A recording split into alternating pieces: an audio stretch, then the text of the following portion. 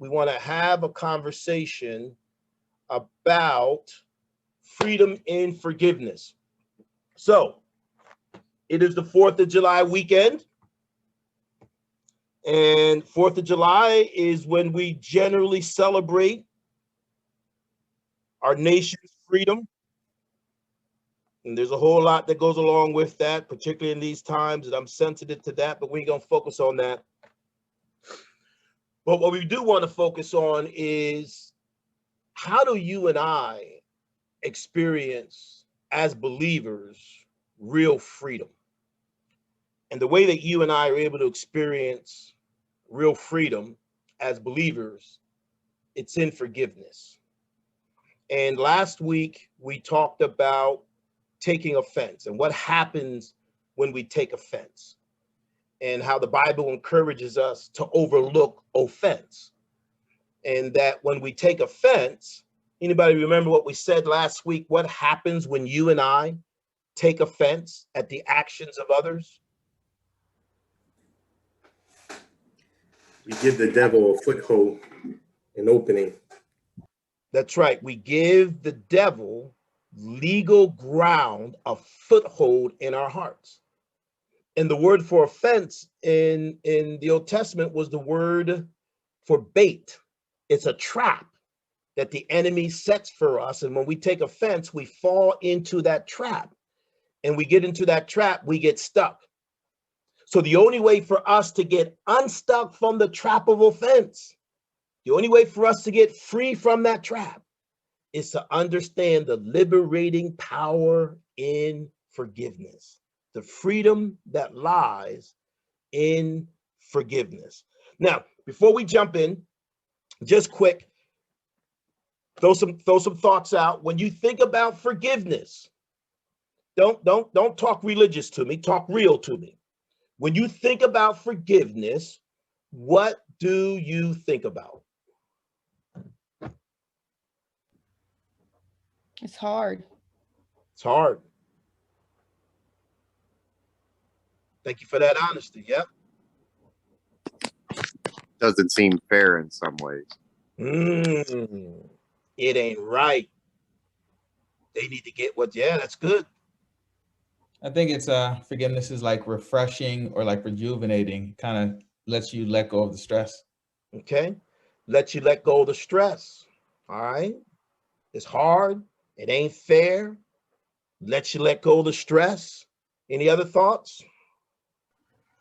Well, sometimes it's freeing of yourself of a burden, because hatred and being upset all the time actually holds you in bondage. Yep. All right. Did Marvin just say freedom? Yep.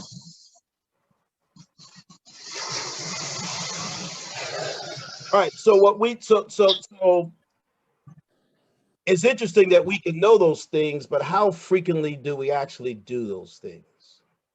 So today, what we want to understand is, how do we get ourselves free? So we may have realized from last week that maybe we carry some offenses. Maybe we find ourselves stuck in a trap and we didn't even realize what we were doing. That our anger was justified. Those actions on the part of individuals, they were wrong.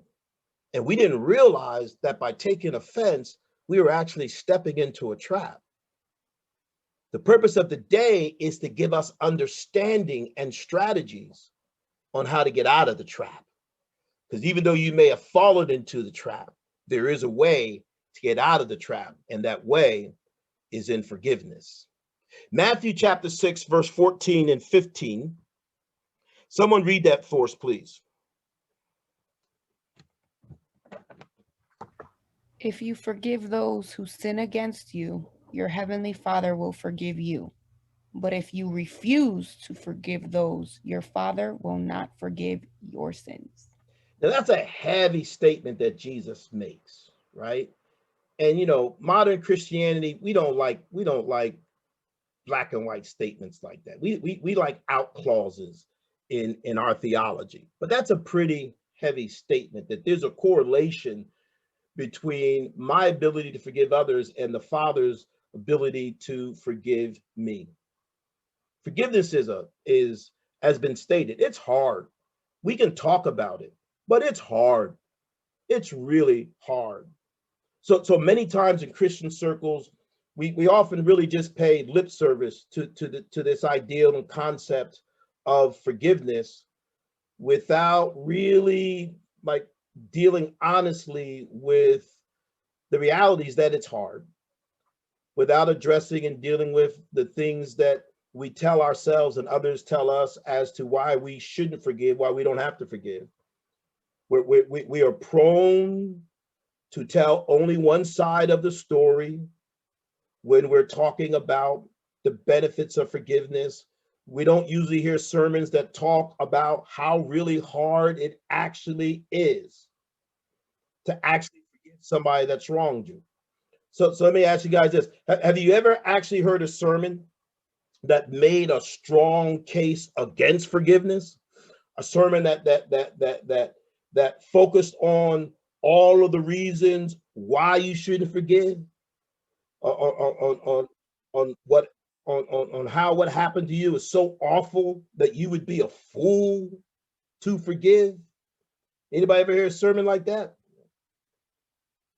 That's all right to hang on to those hurt and wounded feelings. Don't let that stuff go. Nurture it, pet it, feed it. No, you probably haven't, because most of us would never advise somebody to do that. Even those of us who have offenses ourselves, most of us would not advise somebody to choose that course of action. But here's what the reality is, though. We do hang on to offenses. We do have unforgiveness. And the reason we hang on to offenses, the reason why we hang on to these underlying feelings, we talked a lot about that last week and Wednesday. The reason why we hang on to these underlying feelings is because we build a rationale against forgiveness in our minds.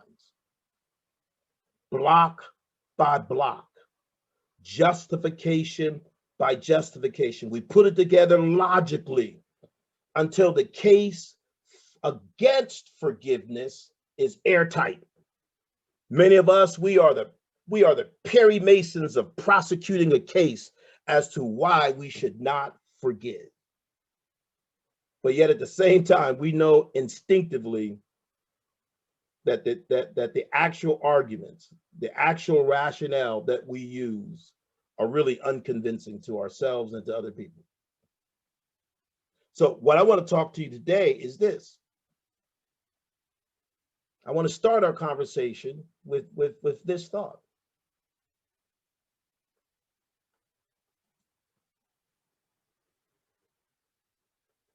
The real issue for us is not that we can't forgive, it's that we think we shouldn't have to forgive. Think about the unforgiveness you're holding in your heart. Think about the offense you're holding. Some of us have been holding stuff for a long time. Some of the things we're holding, deep pain that has deeply scarred us for years, has shaped and messed up our identity, our sense of self, our sense of security and identity. And now here comes another pastor telling me I got to let all that pain go. I got to look past the things that cause that pain. I ain't going to do it. The issue isn't that we can't forgive. The real issue is we won't forgive because we don't think we should have to forgive. After all, I'm the victim. This is what they did to me. This is what they said about me. This is what they did to me. This is how they abused me. This is how they took advantage of my kindness. Why should they be allowed to get away with it. Why? So let's have a different conversation about this. How about if we put forgiveness itself on trial and weigh the evidence for and against it? Are there legitimate reasons why I shouldn't have to forgive? Are there times when letting somebody that's wounded me, that's hurt me, that's violated me, that's offended me, are there times when letting that person off the hook is the right option? Am I justified in feeling that I shouldn't have to forgive? That's my proposition to you this morning. That's where we're going to start.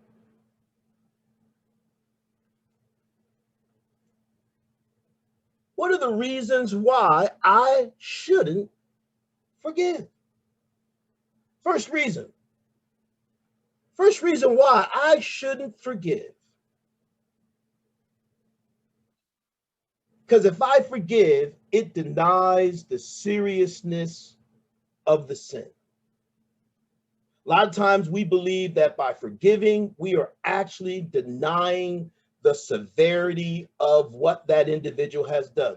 Man, but you don't know what they did to me. Man, you don't know the pain that caused me. You don't know how many years I have struggled to overcome what they did. And now you just want to just let it all go. Just I shouldn't have to forgive because it was too seriousness of a wrong that was done.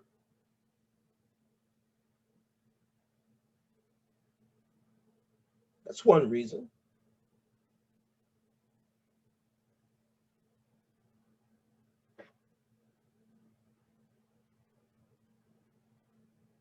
What they did to you was wrong. It was painful.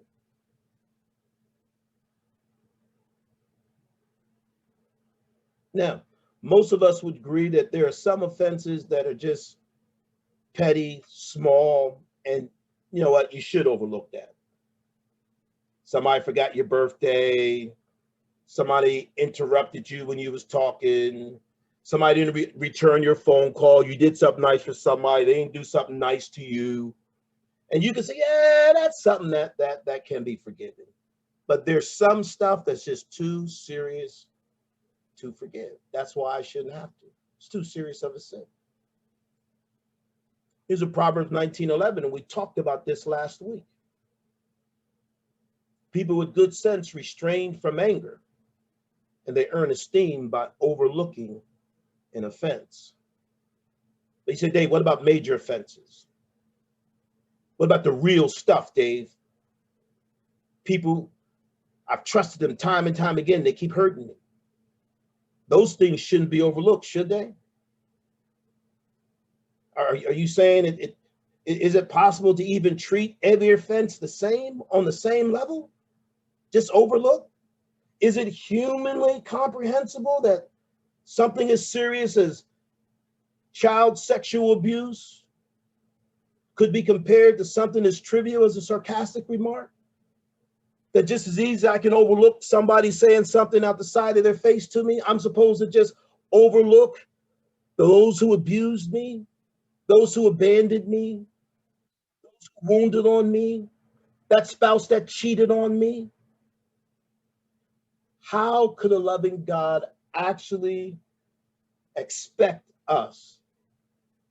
me to treat all offenses the same and forgive each, the deep ones as well as the little ones? It's a good question, isn't it? That's the stuff we wrestle with. Yeah. That's the stuff we say to ourselves. See, we'll say the Christian stuff, we'll say the religious stuff with our mouths, but that's the stuff we wrestle with in our hearts. See, but here's the reality. Sin and offense, When someone sins against us, when someone offends us, it creates an obligation, creates a debt. Whenever there's a debt and an obligation, someone has to pay. We're gonna build more on this. If forgiveness is going to simply gloss over serious wrongs that have been done to me, then I shouldn't have to forgive, because somebody's got to pay. And I shouldn't be the one to have to pay. I shouldn't have to forgive those that hurt me. Second reason why I shouldn't forgive. One, because it's denying the seriousness of the sin, and I shouldn't have to just overlook that. Two, because it lets people off the hook too easily. One of the main drivers for many of us who've been deeply wounded, and we carry deep wounds. I have scars in my heart from very, very deep wounds in my life. Very deep wounds. I'm not just talking theology here, guys. I'm talking, I got my own wounds. I got my own history of abuse. Things that negatively shaped your identity and your self-worth and your value and your esteem. The reason we say we shouldn't have to forgive is because we don't want to let people off the hook. And one of the reasons why is it's the fear of future abuse. Well, if I just forgive them, they're going to do it again. We have this legitimate concern that forgiving our offender will give them the permission to hurt us again, and not only hurt us again, but to hurt us more deeply.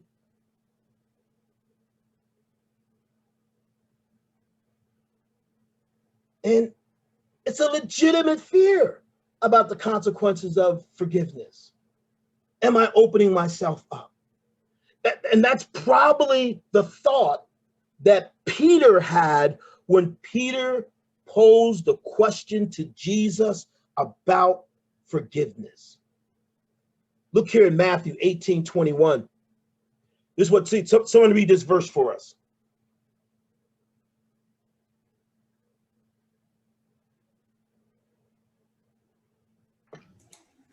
Then Peter came to him and asked, Lord, how often should I forgive someone who sins against me? 7 times? Yeah, so here's Peter. Peter said, listen, I'm all down for forgiveness, Lord. But God, go on, come on. Listen, how many times?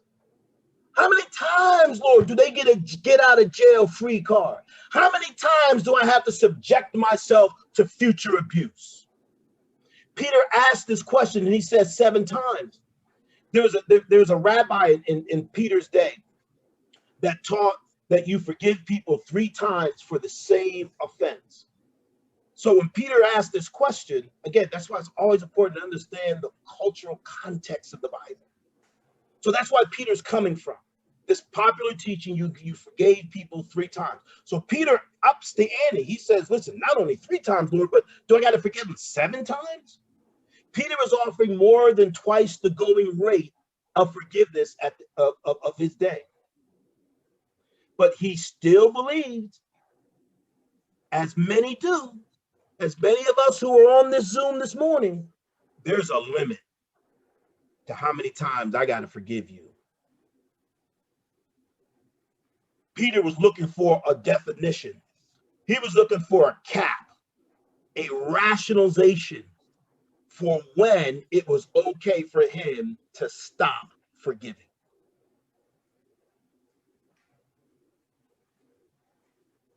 Because if forgiveness is just going to carelessly let people off the hook, to abuse us, to offend us, to sin against us again, then I shouldn't have to do it. That's what Peter's asking. And remember what Jesus' reply to Peter was?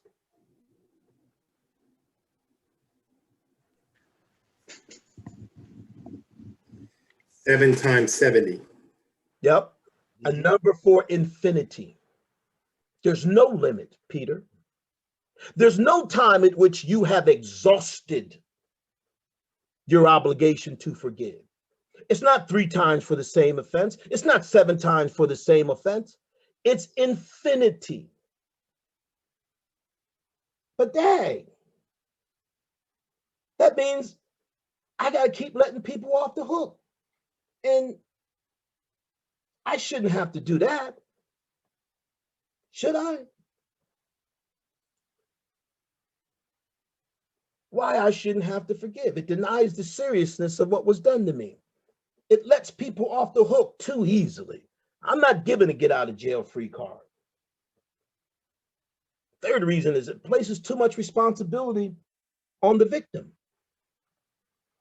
Now this here can be a very convincing argument. Because you're asking the victims, the people who are the recipients of pain and abuse and wrong, not just the little ones, but the big ones, the ones that have caused the pain that has shaped our whole identity in our life. I know that pain. I know that pain. When we talk about forgiveness, we're asking them to let go of that pain. We're asking them to deny this innate sense and desire for justice that, and is putting all the burden and the responsibility on me. I was the one that was wrong. I was the one that was injured. I'm the one that has the scars and the pain. And now the burden is equally on me to forgive, to be the bigger person, to let go. That's too much. That's too much to ask for from the victim of the offense. Why not put it all on the offender? Why is it all on me? It's blaming the victim instead of the victimizer. I shouldn't have to forgive. It's unrealistic to place the forgiveness burden on the victim. Is it logical to expect them to be able to let go of deep hurts, deep pains, deep wounds? Isn't that just asking too much, Dave? Isn't that just too much? Isn't that just going a step too far?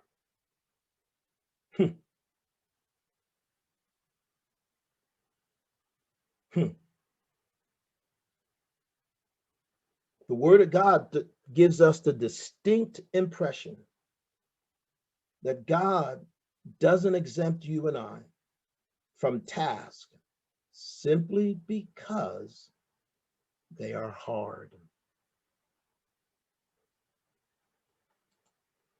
Look at Matthew 5:38-40. We all know this verse. Someone share this verse with somebody read this verse, please. You know that you have been taught an eye for an eye and a tooth for a tooth. But I tell you not to try to get even with a person who has done something to you. When someone slaps you on the right cheek, turn and let that person slap you your other cheek. Now, them's fighting words right there, right? Yeah. Fighting words.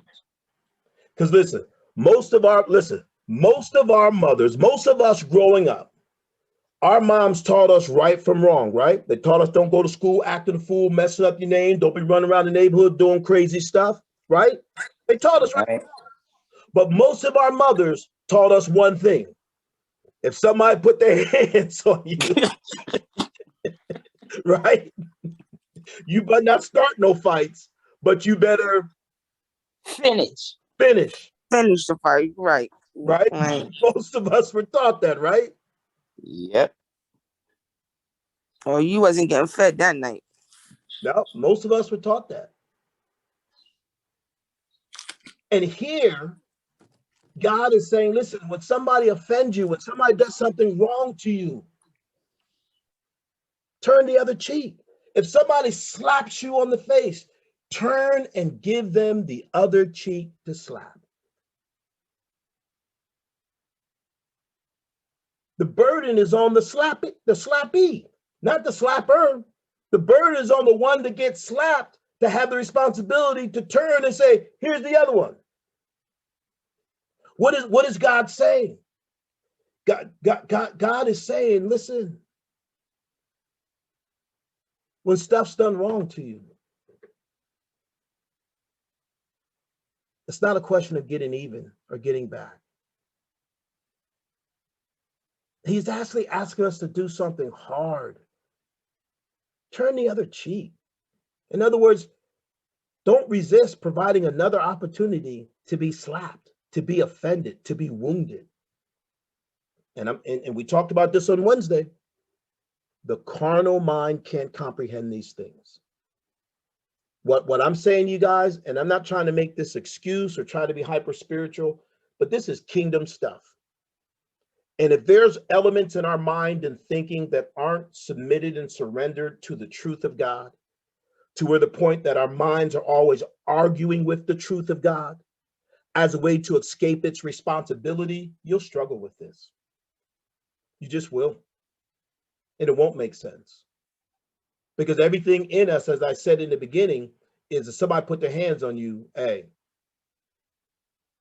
don't be a fool. Don't just let people slap you. Don't keep allowing yourself to be abused. See, if forgiveness is going to place such a heavy burden on my shoulders, I shouldn't have to forgive. I shouldn't be asked to keep victimizing myself, turning the other cheek, forgiving without limits. I shouldn't have to do that because it places too much responsibility on the victim. I shouldn't have to forgive because what you did to me was too serious. I shouldn't have to forgive because people shouldn't be let off the hook. People should be held accountable. I shouldn't have to forgive because it's putting too much responsibility on me, the victim. What about the guy that did the wrong? And the fourth reason why, in our prosecution of the case of to forgive or not to forgive, is the simple fact that it's just not fair. It's not fair for people to just to be able to do anything and get off the hook. I think Mike said it. It's just not fair. All of us were created in the image of God. And regardless of how badly sin has marred that image, there is something inside of human beings where we retain this innate sense of fairness, of right or wrong. When you watch little kids play, one of the first things you hear a little kid say, that's not fair.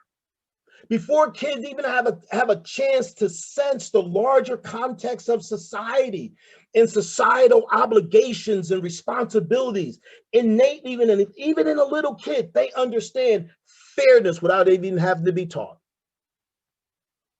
It's in us because God is a God of justice. So the sense of fairness and justice, it's in us. And when we see a wrong committed, we instinctively know that it's unjust.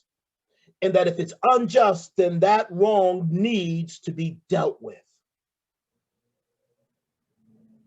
And what happens is there's something fundamentally in our hearts and our minds, there's something fundamentally where alarm bells goes off at the ideal of letting an offender go free without any consequence. Letting people off the hook, no accountability, letting them get away with it. And if forgiveness is essentially unfair, then I shouldn't have to do anything that's unfair. I shouldn't have to be committed to doing something that violates my sense of justice, that violates my sense of accountability. I shouldn't have to forgive. It's unfair. I shouldn't have to do it.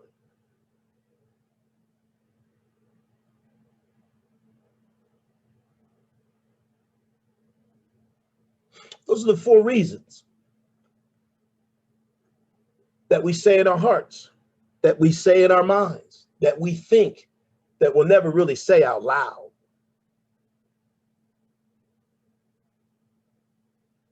Which one of those stands out the loudest for you?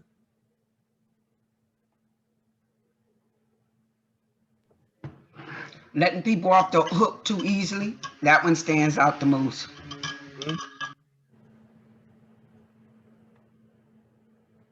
Anyone else?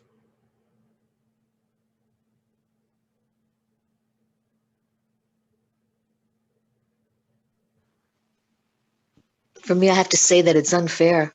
It's just unfair. It's unfair. It ain't right. Violates my innate sense of justice. It ain't right.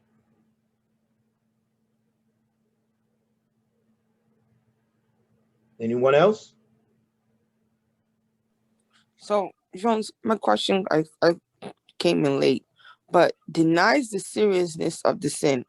Does that mean I can't address it, or I can, but I let it go? What that means is, because we're taking an opposite position, right? I'm doing something kind of opposite of what we normally do when we talk about forgiveness. I'm identifying all the reasons that we say in ourselves why I shouldn't have to. And the seriousness of sin is I shouldn't have to forgive because what they did to me was so grievous. And if I just forgive, then I'm saying all this pain and all this hurt that they caused me, it really didn't matter. That's one of the reasons why. And you know, I speak to that out of deep experience because I have very, very deep scars. I've been healed, but even when we're healed, we have scars. Yeah, still saints. I have deep scars, wounds from things that were done to me in my youth that affected my identity, my sense of self and value that I ended up having to struggle with to overcome as an adult. And if I'm honest, to some degree, you still struggle with those things because of things people did to you. And you're saying, forgive all that? I've been dealing with this stuff my whole life, all that pain, and I'm supposed to just forgive? Like it wasn't, like it didn't really matter? Those are the reasons that we give as to why we shouldn't forgive. And even in your own heart, how many times have this is for anyone, how many times have you actually used one of these reasons as a justification of why you shouldn't forgive?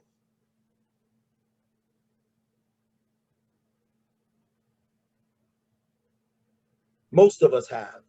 I was getting ready to say, I am guilty of that. Yeah, most of us have. And here's the thing. See, all of these rational objections, where do they come from? They arise from a basic misunderstanding of the concept of forgiveness. It's a basic misunderstanding of what forgiveness actually is. So let's define, what does forgiveness really mean? What does it really mean? This is what forgiveness is not. This is what forgiveness is not. Forgiveness is not denying the reality of your pain. It's not denying the reality of your pain. It's not letting your offender off the hook. It's not blaming you, the victim, putting that unfair burden and responsibility on you. And it is not unfair, unjust, because God can't do anything that's unfair and unjust. Forgiveness is not denying the reality of your pain. It's not letting the offender off the hook. It's not blaming you, the victim. It's not putting an inordinate amount of responsibility on you, and it's not unfair. What is forgiveness? That's what it's not. What is forgiveness? The Greek word translated forgive, it carries the ideal of being released from some type of of obligation. The original Greek word, it means to loose or to send away liberated. It means to pass over or to let go. To loose, send away, to pass over, or to let go. This Greek word was most commonly used as a financial obligation. And if you look in the Gospels, when Jesus told stories about forgiveness, they're often illustrated in the concept of a financial debt or obligation. Remember the story of the unjust steward who owed all of this money and he was forgiven a great debt? But when he got forgiven the debt, there were people who owed him money that was a fraction of what he owed, and he wouldn't forgive them. So this sense and ideal of forgiveness, this sense of ideal of what does it mean to forgive, it is all structured around the sense of a debt, of an obligation.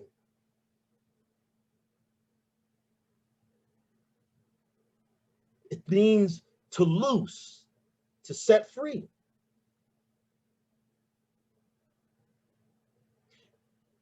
Here's the insanity of forgiveness. If when we are in unforgiveness, someone mentioned this, when we are in unforgiveness, remember, forgiveness is about the releasing of a debt. It's about loosing.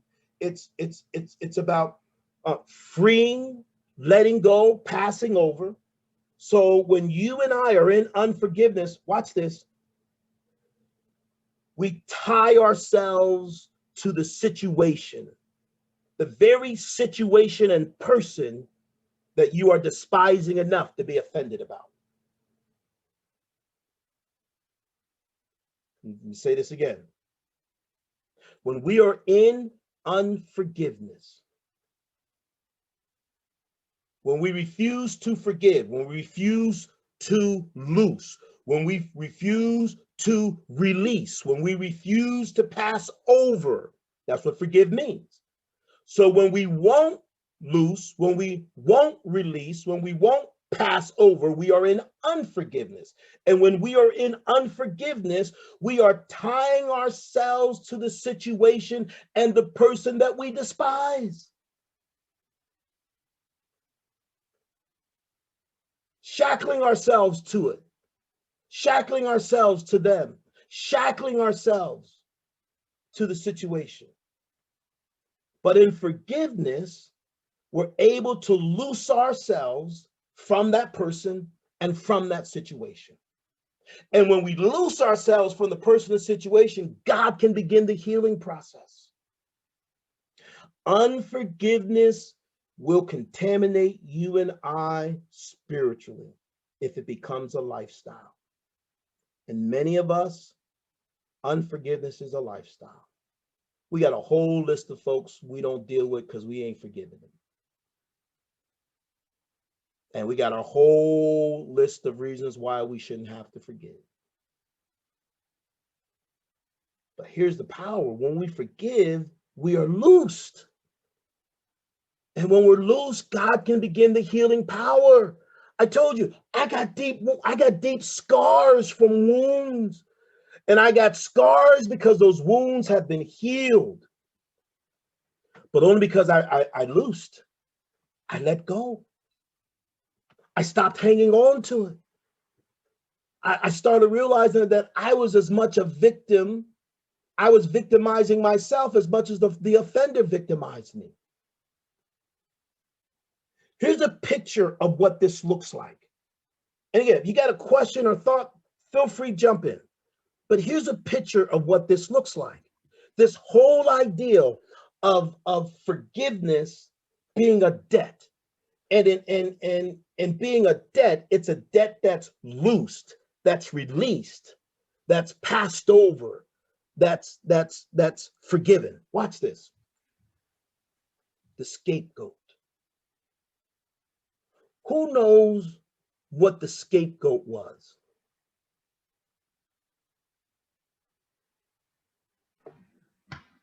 I have no idea. I just heard the scapegoat. Never knew what its purpose. Yeah. So like there's a great movie out of, called The Scapegoat. So in our modern society, a scapegoat is somebody that takes the blame. Oh, we're going to put it on him. He's the scapegoat. But here's, oh my gosh, here's the power. Lord help me. Here's the power, guys. So in the Old Testament, the scapegoat, when they would make sacrifices for sin, here's what would happen. They would bring 2 goats to the priest, right? And what the priest would do is the priest would lay their hands on one of the goats and they would confess all the sins of the people onto that goat. All the sins of the people were confessed onto that goat. And then that goat was released into the wilderness. The second goat was sacrificed for the sin. So that the way that God was able to continually forgive the sins of Israel through the sacrificial system was one goat was sacrificed. The other goat had the sins of the people confessed on him, but then those sins were released into the wilderness. That's the picture of forgiveness. That's the picture of what it means to release, to loose, to pass over. Sin has to be paid for. Offense has to be paid for. A sin has a debt with it. Yes. The sense that somebody's got to pay for the wrong. It's not a wrong sense, but the ideal, the thought that we get to dictate and control that, that's where we get ourselves in trouble. In forgiveness, God is asking us to confess the sin of our offender onto the scapegoat and to release that scapegoat into the wilderness. I remember you taught on that. So yeah, I understand it. But I want to ask you a question, Pastor. Real talk. With you being offended, when you see your offenders, how do you feel in the inside? Do your hearts get racy? Do you honestly just look at them and do you feel sorry for them? I mean, do you what goes through your mind when you see your offenders that did those things to you? Do you know what I mean? Even though it's you got scars. I see my offenders as sinners who are in need of the same grace of God that I received that made me whole. And that's what you see when you see them. Yep. No ill will. No more. Okay. That's real talk. Okay. No, I believe you. I believe you. That's real talk. Because Brenda, like you know that like I even got family members that got salty against me for like and I remember you saying, Dave, what did you ever do to them? Right. Right. And you ever notice in my response, there's never any negative, never anything any mean. It's like, hey, that ain't. No, you don't. You haven't. No. Listen, y'all can talk about me all you want. I ain't getting in that boat. Listen. Because what God has taught me, and we're going to get into this, right? As we get further down in there were some principles that God taught me that I got to be willing to give to others the same thing I received from God. Like if this stuff is going to be real or is it just going to be talk? Where we can talk about it, but we don't actually do it. And a lot of times in the Christian world, the currency, the value is the ability to talk about it, not necessarily whether we're going to actually do it. Like I remember when so like the people who sexually abused me when I was young, I don't have any hate, any animosity, anything against them. Because God healed me. And so because God healed my heart and God helped me to understand that it was the pain of my life that brought me to Jesus. It was the pain of my life that brought me to Jesus. That's good. And the broken people break people. Hurt people hurt people. And he allowed me to see the pain and the dysfunction in their hearts and their lives, and to realize that they were in need of the same grace that I was in need of. That's not talk, that's real. Was it easy getting there? I had to grow as a disciple. I had to grow as a Christian. Like, I had to be like really, really committed to the ideal of having a relationship with God. Was it a switch that turned overnight? No. I got teaching. I went to a seminar. I first heard about some of these teachings and concepts, and I realized what was going on in my own heart and why there were some things in my heart and in my life and some hurdles in my relationship with God. I allowed God to take me on a journey. I allowed God to open doors in my heart, because I think I've shared this picture before, this picture God gave me years ago about what salvation is. And that salvation, think of a hallway. Think about, in your minds, close your eyes, everybody. In your minds, think about a long hallway. And in this long hallway, there are doors on each side of the hallway, doors into rooms. At the beginning of the hallway, bright lights. The further down the hallway you go, it gets darker. Not only does it get darker, but the doors in the beginning are what was real bright. The doors are wide open. The further down the hallway you go, the doors go from being wide open to closed, to having locks, to having padlocks, to having bolts, to having chains. The further you go, the more bolted down and the more barriers they are to entering these doors. And what God showed me was, he said, son, this is your heart. This is your heart. The doors at the beginning of the hallway are the areas of your heart where you will freely allow me and others to go in. But further down the hallway, that's where your pain is. That's why it gets darker. And those doors start being closed, because those are areas you don't want to go into. Those are areas you don't want to revisit because there's too much pain. You don't want to let people in because there's too much pain. You don't want to share those areas with your wife. You don't want to share those areas with anyone. You don't even want to share those areas with me because there's too much pain. But if I'm going to heal you, to deliver you, if you're going to fulfill what I called you to do, you've got to let me all the way down that hallway.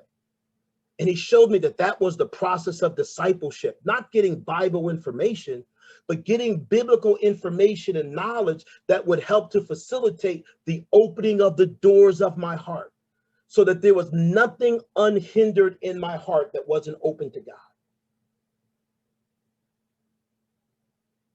And that's when I realized how much pain that I actually had, that I had ignored, pushed away, don't think about it, don't deal with it, right?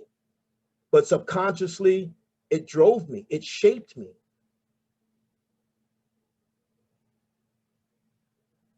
And I understood that that stuff had to be dealt with. And it was hard, it was painful.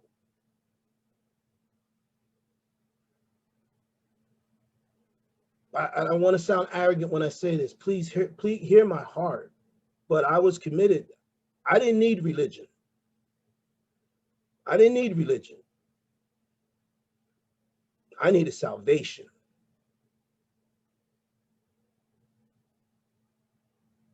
And some of us were just content with religion. And we won't go down that hallway. That's how I got there. And you guys heard me say, I have scars. What does that mean? I know my pain existed. I know my wounds were real. I know what happened. I didn't just ignore what happened to me. I know what happened to me. I have scars. But scars only come when a wound has been healed.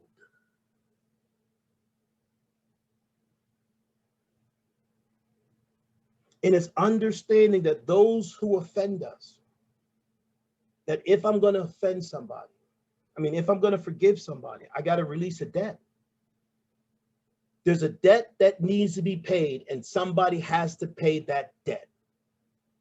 We want the offender to pay the debt. In the picture of the scapegoat, God was saying to Israel, I'm not going to make you pay your debt for sin, because you can't. You can't pay it.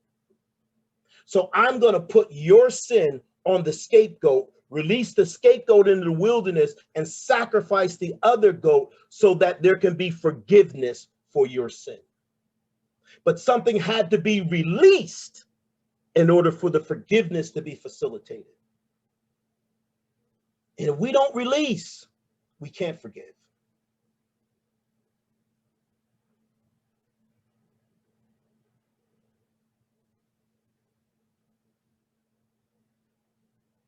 This is the essence of forgiveness.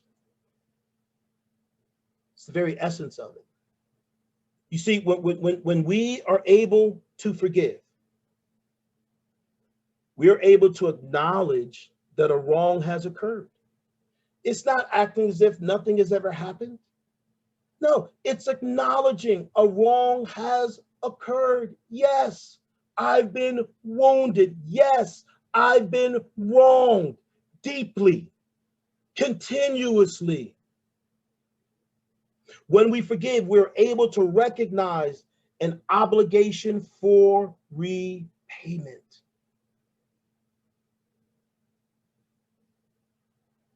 That something has happened and it requires a repayment. A debt must be paid. My forgiveness is the payment of the debt. I'm releasing my offender from the obligation to pay the debt, and I myself am paying the debt. I'm putting their wrong on the scapegoat, but then I am the goat that goes to sacrifice. There's a sacrifice and a release in order for sins to be forgiven. That's the biblical model.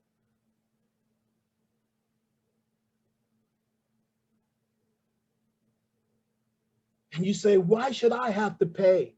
I didn't do the wrong.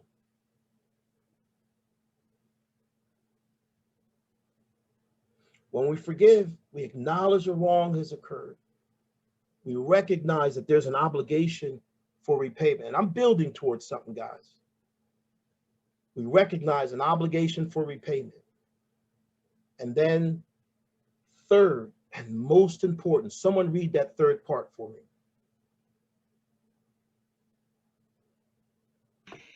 Choose to release our offender and to cover their loss ourselves.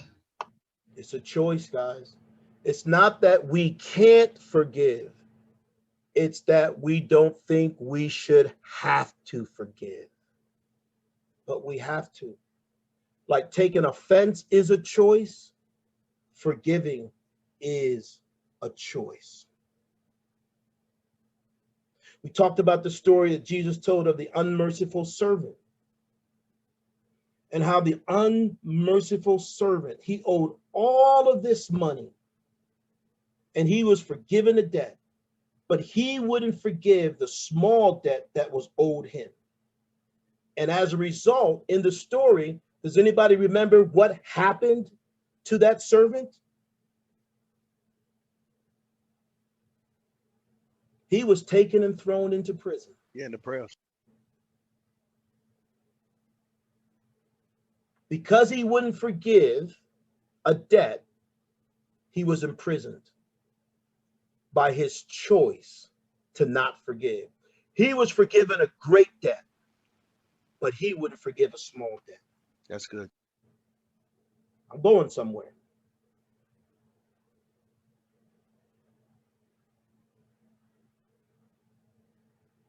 So we've talked about the logical reasons that we tell ourselves about, why I shouldn't have to forgive, right? And logically, those reasons made a lot of sense, logically. But now we have a better understanding of what forgiveness actually is and what actually happens when we forgive. There are some very strong reasons why you and I should make the choice to take the initiative and release our offender.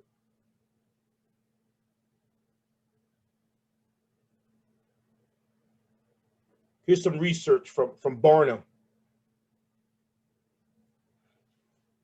Here's what folks thought when they did some research about forgiveness, because this is a major issue amongst believers. This is a major issue amongst people, period, but it's more significant amongst believers, and we're going to understand why it's even more significant amongst believers. So in Barna's research, 62% of people responded. They said you cannot honestly forgive someone until that person shows some remorse for what they did. That's Christians. That's 60% of Christians say, listen, I ain't just letting somebody off the hook till they come tell me they sorry, until they make it up to me.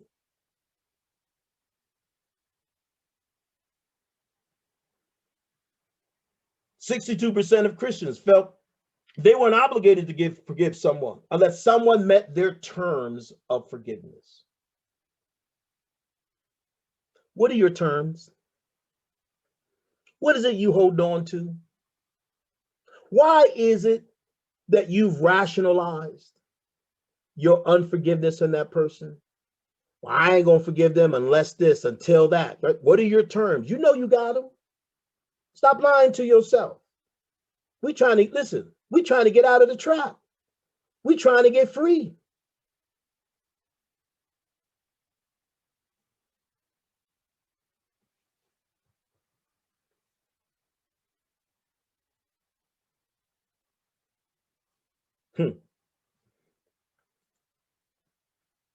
So we talked about the reasons why we tell ourselves, very logical reasons we shouldn't have to forgive. We defined what forgiveness is not and what forgiveness actually is. It's the releasing of a debt. The picture of the scapegoat, where one is released and then somebody pays the cost, and that you and I are the ones who are actually asked to pay the cost in our forgiveness and to release the offender like the scapegoat is released, and to actually sacrifice our feelings, our emotions, our pains on the altar of forgiveness. Whew, that's real Christianity, folk. That's not shouting and hollering on Sunday and clapping and swaying to the beat of the music on Sunday and carrying a Bible Christianity. That's real Christianity.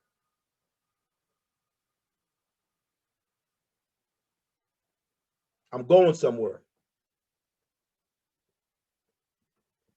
So, why should I forgive? Matthew 16:25. You might not think about this verse in relationship to forgiveness, but there is a driving principle that's here. So I'm going to read this verse for us, please. If you try to hang on to your life, you will lose it. But if you give up your life for my sake, you will save it. So when we read this verse, we think about sacrifice, right? Denying self, dying to self, giving up our life. Guys, what I heard all last week, and then anytime we've talked about forgiveness and loving people who wronged us, all that, what I've heard consistently is this need to protect ourselves. How we try to protect ourselves. And in protecting ourselves, what are we trying to do? We are trying to hang on to our lives. We are trying to preserve our lives. We are trying to protect ourselves. And Jesus says, listen, the more you try to protect yourself, the more you try to preserve yourself, the more you try to hang on to your life, the more you hang on to that offense because you don't want anybody to get away with anything, because you have your own set of obligations you think somebody ought to apply. The more you and I hang on to our life, the more we hang on to unforgiveness, Jesus says what we end up actually doing is losing our life. He says we got to give up our lives. When we forgive, we give up our lives. When we forgive, we're giving up our lives. We are being that goat that goes to the altar while the scapegoat is released. That's how Israel's sins were forgiven. Something had to pay, and something had to be released. That's how we give up our lives. And all of our rationale is because we don't want to lay down our lives. We're trying to hang on to our lives. We're trying to preserve our lives. We're trying to protect our lives. And in doing that, we're losing our lives. We're losing the spiritual life that God wants us to have. And we're stuck with religious formality and motion and activity. And there's a barrier that we can't get past because we got that long hallway and we got doors that we ain't letting God in. We got wounds that aren't being healed. So let me give you 4 reasons to forgive.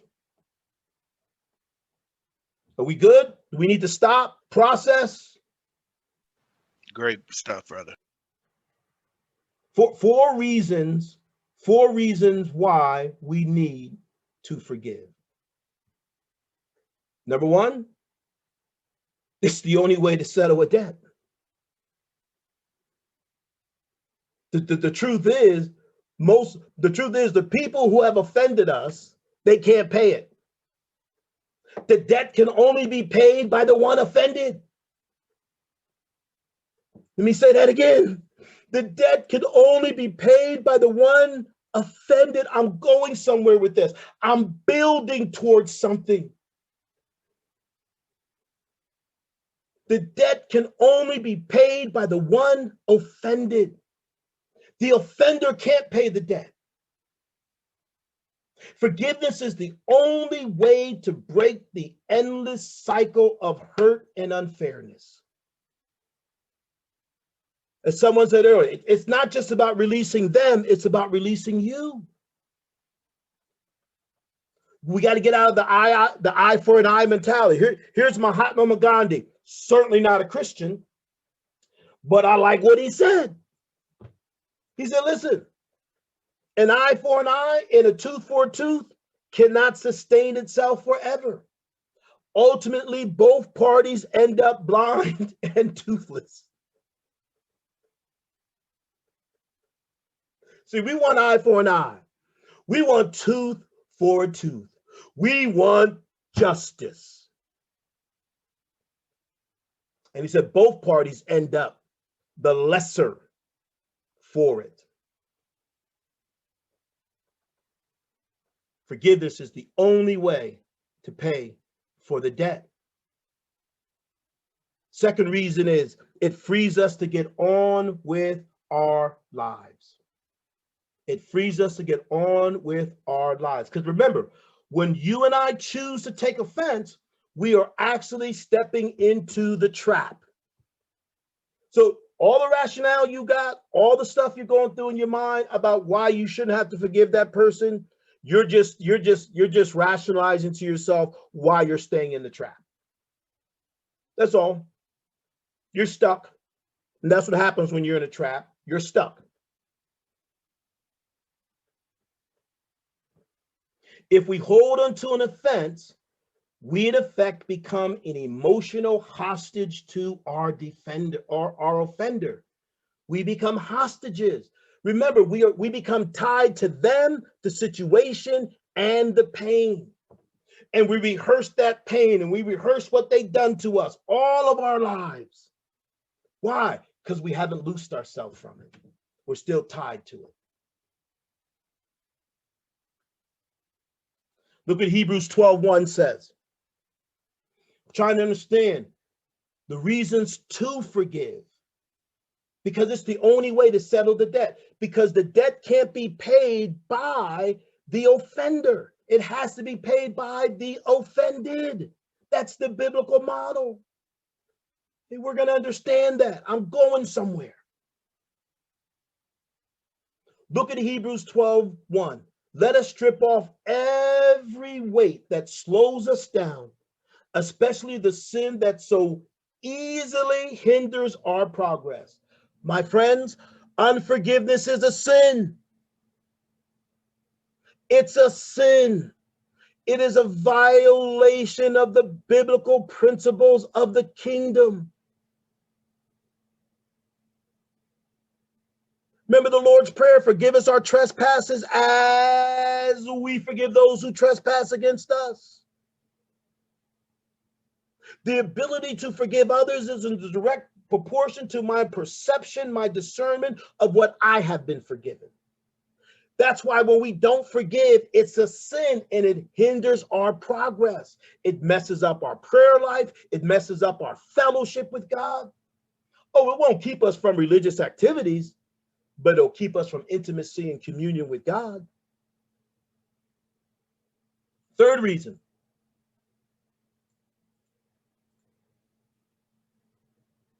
That we should forgive. Because it's an antidote to needless suffering. See, when we refuse to forgive, guys, what we do is we live in our own private torture chamber. We sentence ourselves to a lifetime of needless pain. Those of us who have not released, who have not loosed, who still hold the offender to an obligation of a debt, you're in pain and you know it.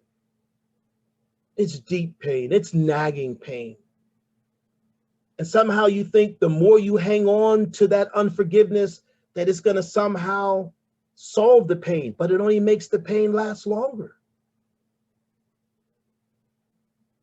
Somebody once said that when we don't forgive someone, it's like drinking a cup of poison, thinking it's going to hurt the person that we won't forgive, but it actually poisons us. It's the only way that we can get ourselves free from pain. It's the only way for us to get on the road of healing and restoration with God. And let me tell you, man, there is a balm in Gilead. He is a restorer of our souls. He is a healer. There is salvation, real soul deliverance.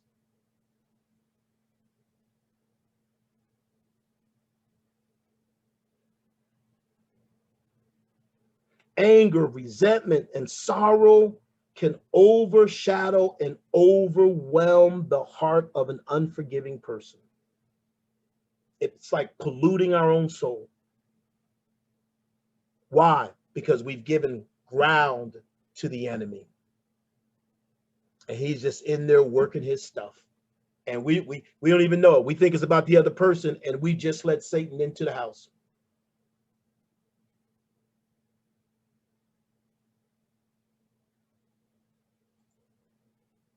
Fourth reason why we should forgive. Why we should forgive. Because forgiveness is the obligation of the forgiven. Forgiveness is the obligation of the forgiven. Watch this verse. I could have just read this in the beginning. I wanted to build towards this verse. Someone read this verse for us and read it real slow.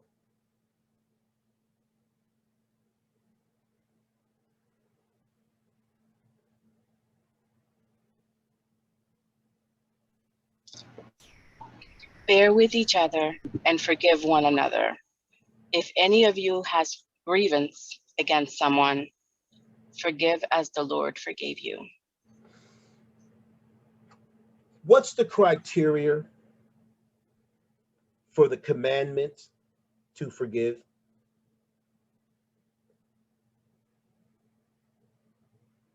What's the criteria? One another.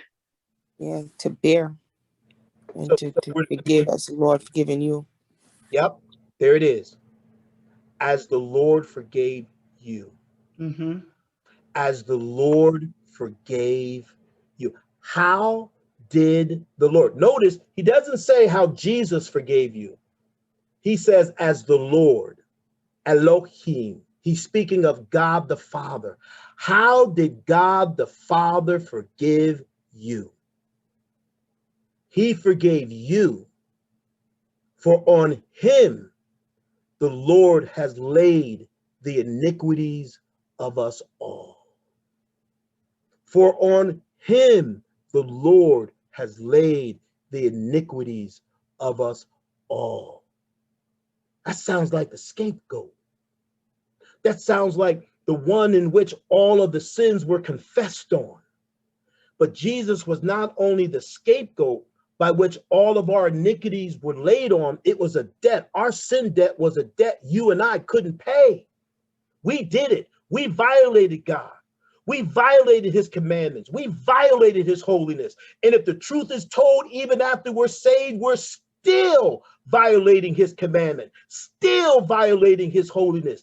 But yet, because the debt has been paid by the scapegoat on whom our iniquities was laid, and the Lamb of God that taketh away the sin of the world, you and I are forgiven of a debt we could not pay.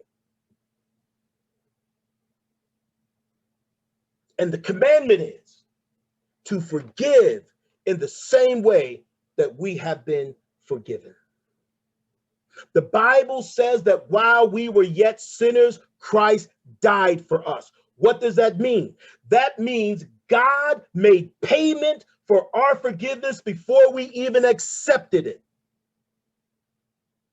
This foolish notion, well, you got to ask for forgiveness from God to receive it, so people got to ask me. No, honey child, nah.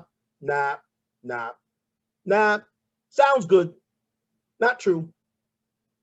While we were yet sinners, Christ died.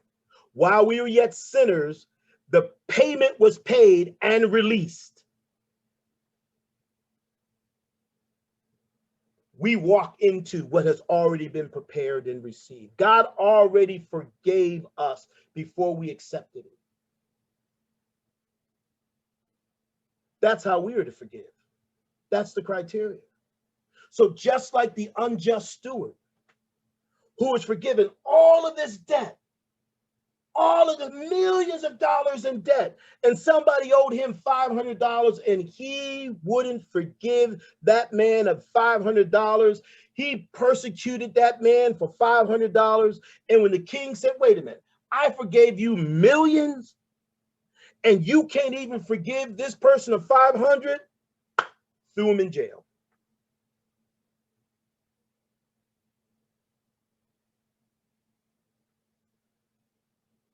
So when you say it's unfair that I should have to forgive somebody that's wronged me, that's caused me pain, it's unfair.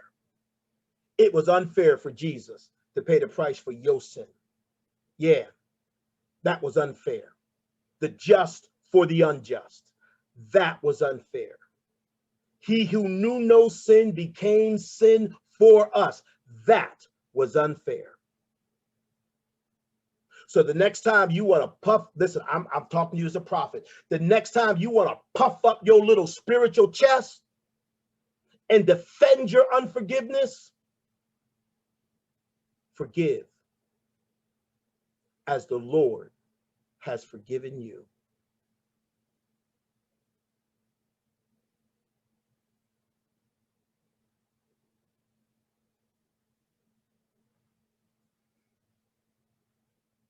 Why do we have to forgive? It's the only way to settle a debt. It frees us to be able to get on with our own lives. It's an antidote to needless suffering, because when I don't forgive, I stay in pain. And most importantly, it's the obligation of the forgiven. You and I are obligated to forgive. Let me say that again. Bear with each other and forgive one another.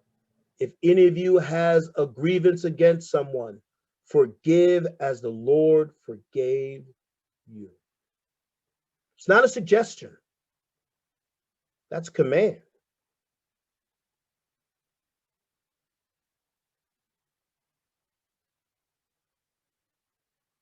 Is it easy? In your flesh? Heck yeah. I'm sorry, hard. In the flesh? It's impossible. It's impossible. It's true. I'm rationalizing that right now. It's not that we can't forgive, it's that we won't forgive, and it's that we think we don't have to.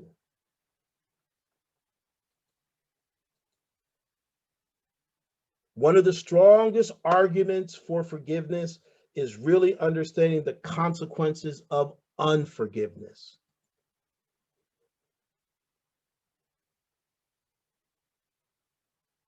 You see, forgiving someone, it may cost you your pride. Yep. It may cost you your pride. But not forgiving them will cost you your freedom because you stay tied to them. You hate what they did to you. You despise them. But yet you stay tied to them. You stay tied to the pain. You stay tied to the past because you won't forgive. And in not forgiving, you can't be free. And Jones, I would say, just to insert this, I've learned from personal experience, like when you don't forgive, you do stay tied to them. But what end up happening is that in another way or some form, you end up repeating that same mistake. Like I've learned personally, professionally, mentally, and emotionally, I end up repeating it or it end up happening again. And I have to sit down and be like, oh, where did this, okay, this is where this came from. And I had to really, like you said, you go deep and you had to look and say, all right, this stops here and this is how it's going to stop. That's good. Listen, I end with this and we're going to take communion. And we'll take some questions or anything before we hit communion. I hope this wasn't too heavy for your 4th of July. But let's take a look at the life of Joseph as the model example of forgiveness. You know the story of Joseph? Joseph was 17 when his dad gave him that coat of many colors. And his brothers were haters and they sold him into slavery, right? So for 11 years, he worked in Potiphar's house as a slave. And then the wife tried to roll up on him. Joseph was a man of integrity. He pushed off the wife. She accused him of rape. He was thrown in jail. He spent 2 years in jail. Innocent man. 2 years in jail, an innocent man. You remember he helped the one guy, he helped him out, and the dude was supposed to plead his case before the Pharaoh and forgot all about him. And so Joseph stayed in jail for 2 years. Remember, his brothers sold him into slavery. He had to spend 2 years in jail. For 13 years, this brother was wrongly abused and offended. And when he was 30, he was made overseer of Egypt because he was an interpreter of dreams. At 32, he had 2 sons. One of the sons that he named that son. He knew too, because he moved right to the He named that son Manasseh, which meant God has made me forget my hardship. So when he had that first son, by naming that son, God has made me forget my hardship, you can tell that he had been healed of all the pain caused by his brothers. When he was 39, he was reunited with his brothers. So think about it. 22 years later, Joseph is reunited with his brothers. And I won't go through the whole story for the sake of time. There's a bunch of stuff I was going to cover, but I want you to see this part here, because I want you to see this. I believe there's power when we look at the word of God. So verse 17, Joseph reunited with his brothers, and there's a whole story behind all of that. And this is what they're trying to convey to Joseph from their father, so that Joseph doesn't take revenge on them. Thus you shall say to Joseph, I beg you, please forgive the trespass of your brothers and their sin, for they did evil to you. Now please forgive the trespass of the servants of the God of your father. And Joseph wept when his brothers spoke to him. Now watch this. Watch this. Then his brothers also went and fell down before his face. And they said, behold, we are your servants.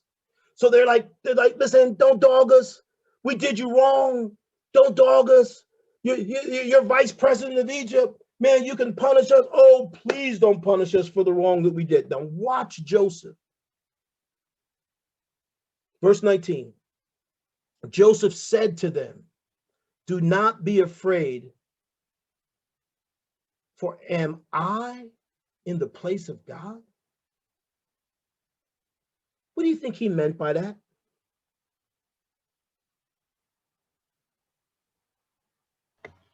He's It's what I above get him. what I get from it is he's saying to them that he is not God. Who is he not to forgive? He said, listen, I can't listen. Vengeance is, remember, the vengeance is mine, saith the Lord. Joseph's like, listen, I'm not going to take God's place. Guys, hear me. Ladies and gentlemen, hear me. Stop trying to play God with your withholding of forgiveness. Stop trying to play God with your withholding of forgiveness. Stop trying to masquerade it. Stop trying to call it all kinds of other stuff. You want to try to control the situation. You want to attract you want to subtract justice on your terms. That's what Joseph was saying. Hey, somebody turn your mic off, please. That's Mona. I don't know if she can hear you. Can you turn it off, Pastor? Because I don't know if Mona can hear you. Yeah, I got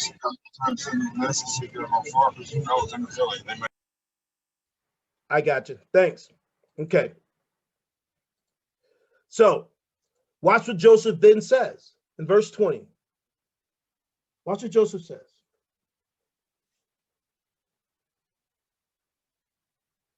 Someone read that for us.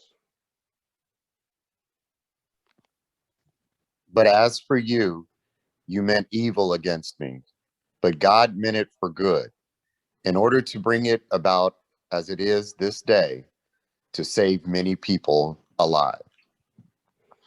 So look at that text, right? Now let's draw from the text. What is Joseph's perspective 22 years later about his pain?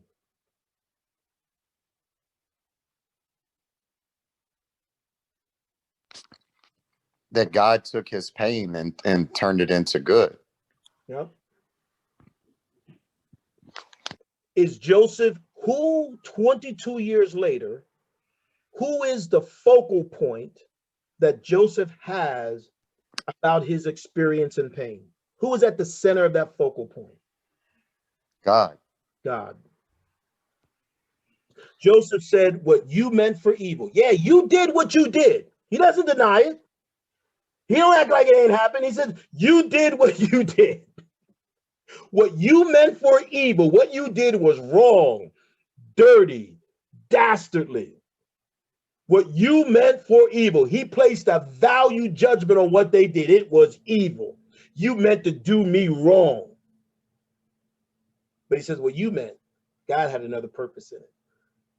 He was able to look past his offender. He was able to look past his pain to see a redemptive purpose of God in it.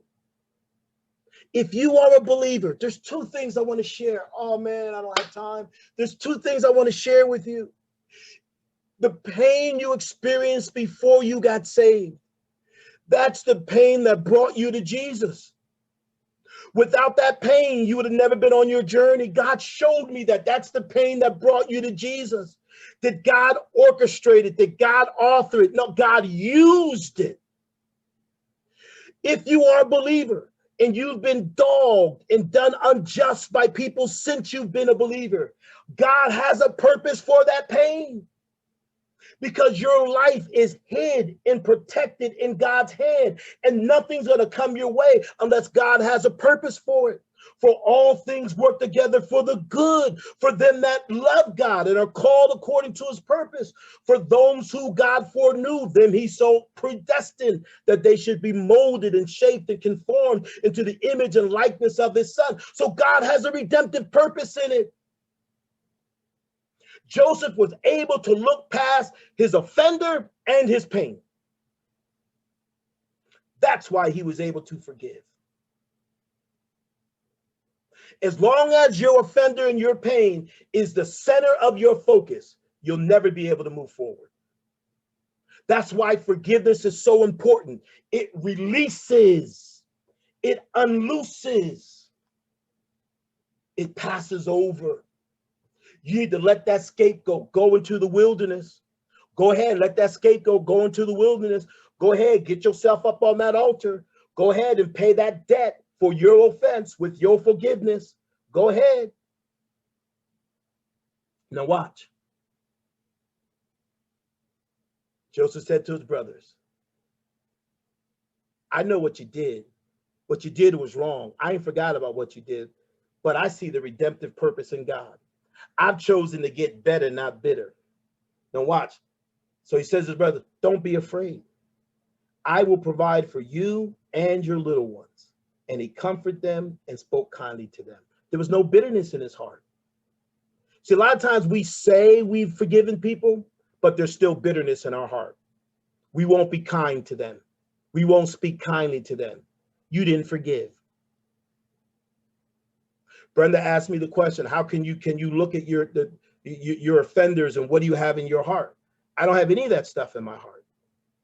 Because by the grace of God, not the discipline of Dave Jones, but by the grace of God, I have been able to release, to loose.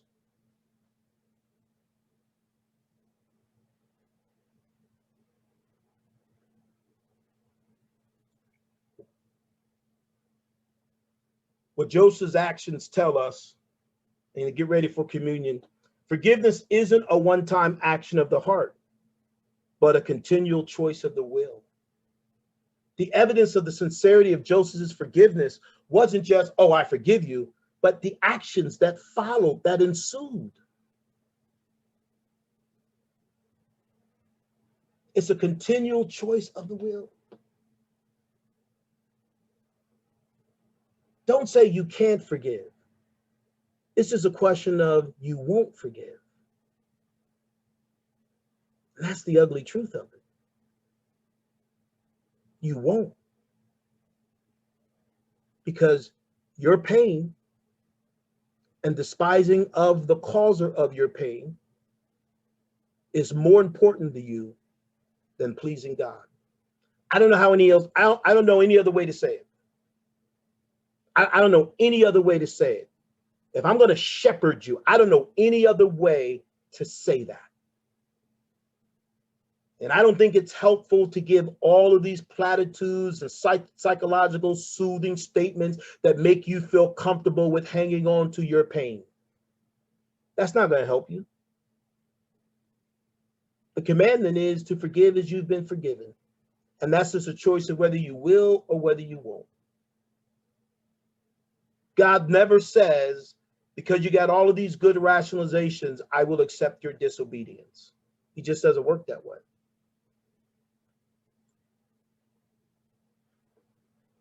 What is forgiveness? Ultimately, it's surrendering the right to hurt you for hurting me.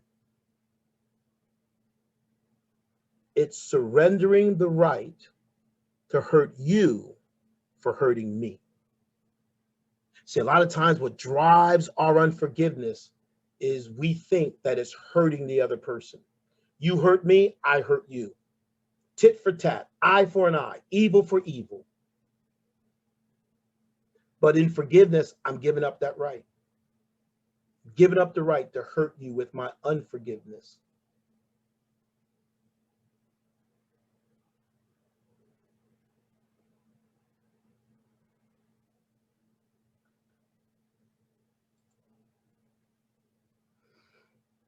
I end here.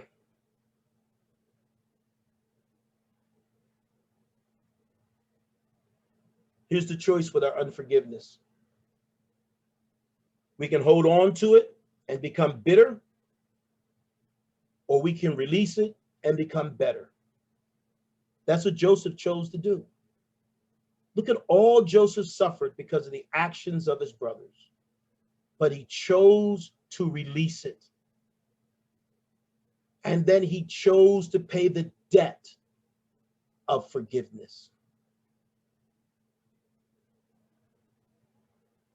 And as a result, he didn't become bitter, he became better. Next week, we're going to talk about bitterness. We're going to talk about what happens when we choose to not forgive, when we choose to take offense and then choose not to release that offense through forgiveness. We're going to talk about bitterness. Thoughts, comments, questions?